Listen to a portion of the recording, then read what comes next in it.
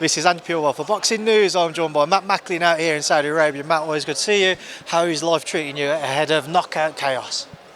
Good. Like I was just telling you off air, I just had a little boy last week. I didn't bring up because I didn't know if you wanted everyone to know, but yeah, congratulations. Yeah. No, I had a little boy, so yeah, I am a week old, and my little girl, she's 1 tomorrow, so I'm missing that, but I'll be back to her, Sunday.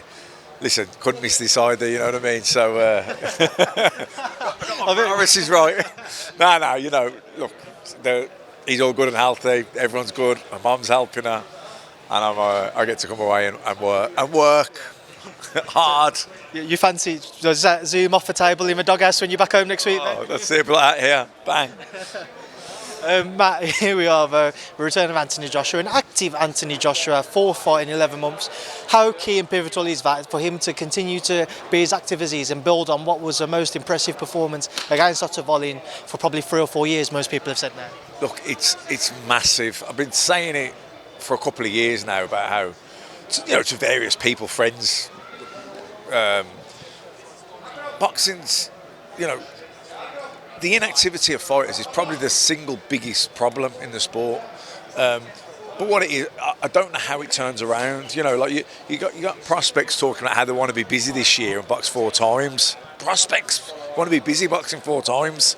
Where De La Hoya in 1997. So I'm going back to like the Sugar Ray Robinson days. Do you know what I mean? I'm on about 1997.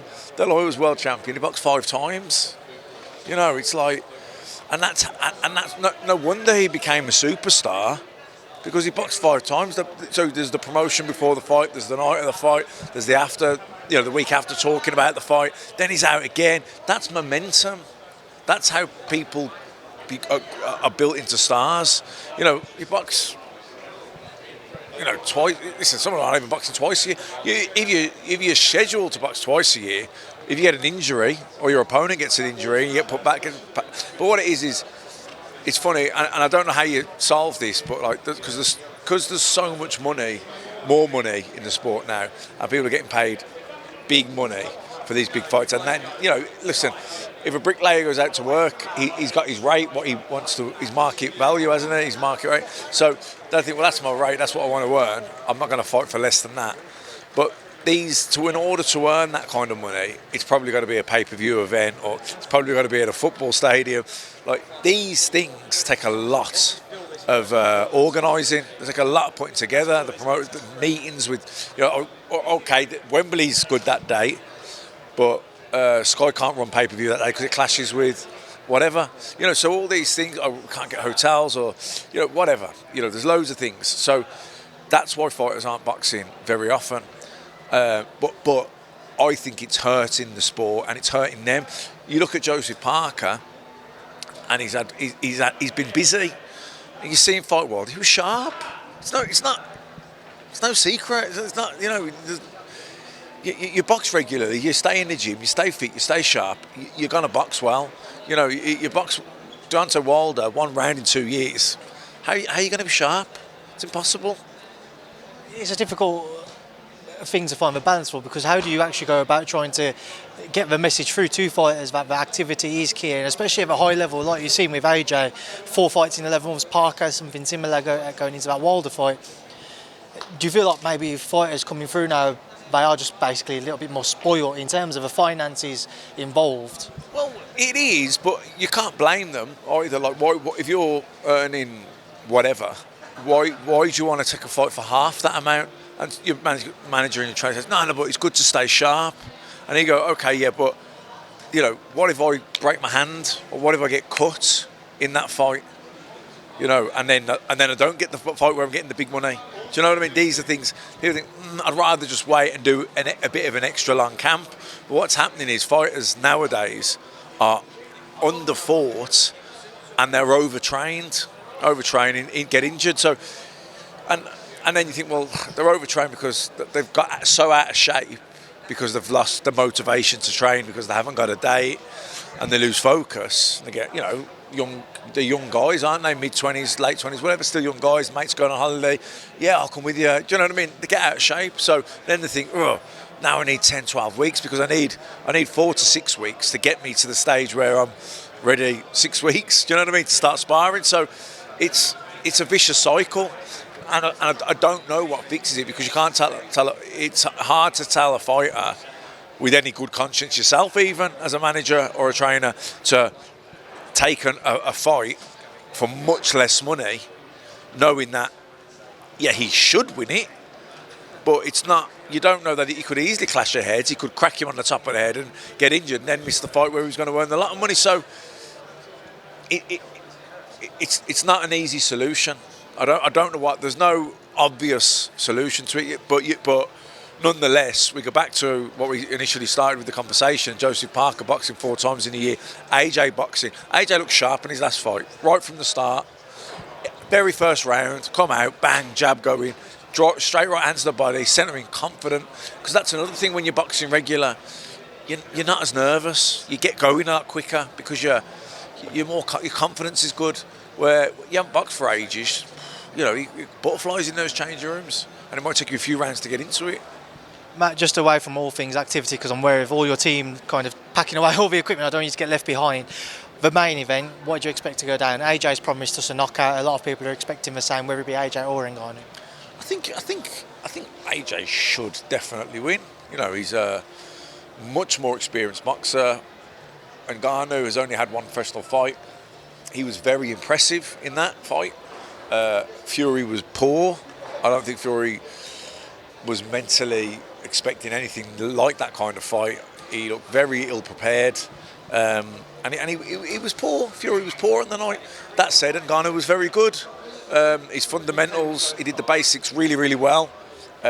Obviously can take a shot, obviously can land, can give one. Physically is a specimen. But I don't think, so you've got a couple of things going on. I think you've got, Ngannou's going to be way better, because now he's got the experience of having gone 10 rounds, which he got with Fury. So he'll be able to analyse and dissect his own performance, think, do this better, do that better. But, AJ, he won't have the element of surprise, in the sense that I don't think, I'd be shocked if AJ isn't on point, you know what I mean, because of what happened in the Fury fight. And he looked good he looked really good in his last fight. His confidence is good. He's been busy, so AJ should be good. If AJ is good and everything mental approach is good, AJ should win, and he should win comfortably.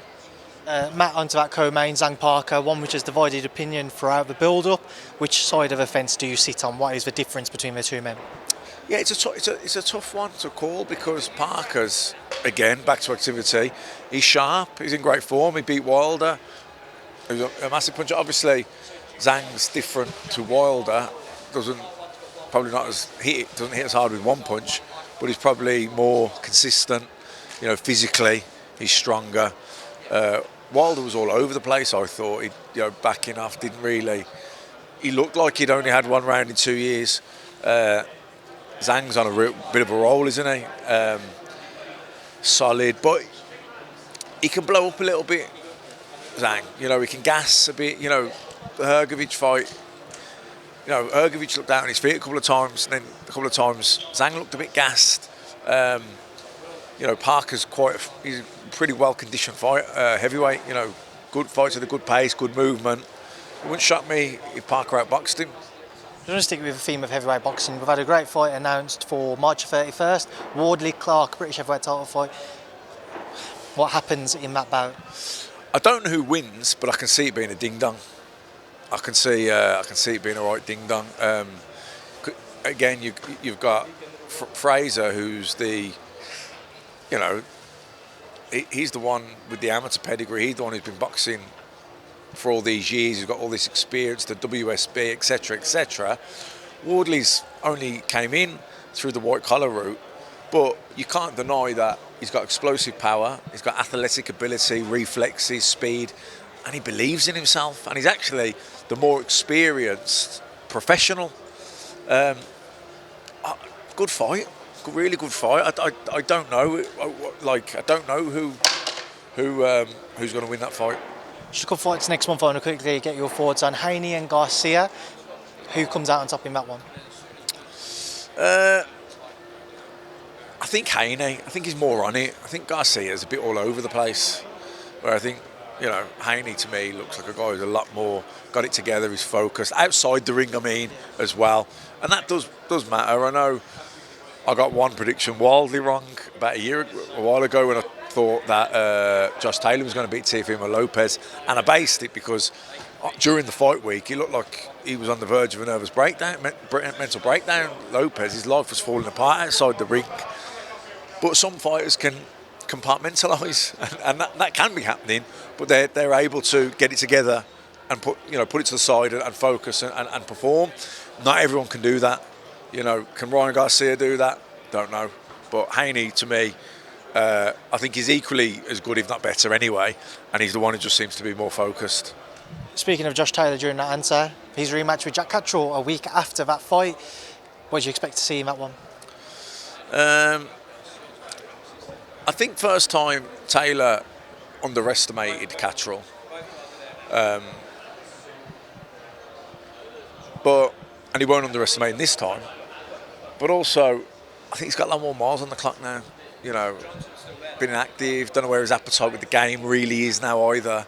And also, all things, even all that stuff aside, Catterall just might have his number. He's awkward.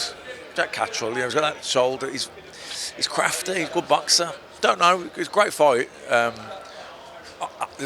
There's more spice and needle in this one because obviously what happened last time and everything that's been said since. So I think it's a fight I think the boxing fans are really looking forward to. Well, Matt, listen, it's a pleasure as always. As I said, your team has just basically left you here, so I'm going to leave you to try and catch up with them. Thank you for speaking to me. Cheers, see you.